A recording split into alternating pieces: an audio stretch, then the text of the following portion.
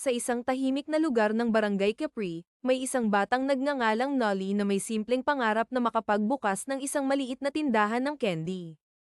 Noli, anak, mag-ingat ka ha. Huwag kang masyadong magpagabi. Opo, nanay. Pangarap ko po talagang magkaroon ng sariling tindahan ng candy.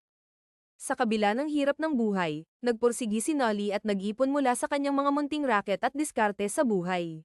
Isang araw, napansin siya ng isang sikat na negosyante na si Mang Tonyo. Kamusta ka, Noli? Ang sipag mo naman. Ano ba ang pangarap mo? Gusto ko po sanang magkaroon ng sariling tindahan ng candy. Tutulungan kita. At tuturuan kita ng ilang prinsipyo ng negosyo. Sa tulong ni Mang Tonyo, nagsimula si Noli ng kanyang tindahan. Tandaan mo, Noli, mahalaga ang sipag at tiyaga at tiwala sa Panginoon.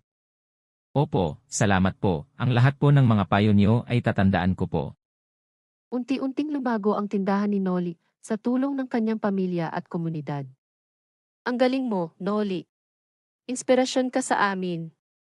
Ilan taon ang lumipas at hindi na lamang tindahan ng candy ang mayroon si Noli. Lumago ito at naging isang maliit na grocery store.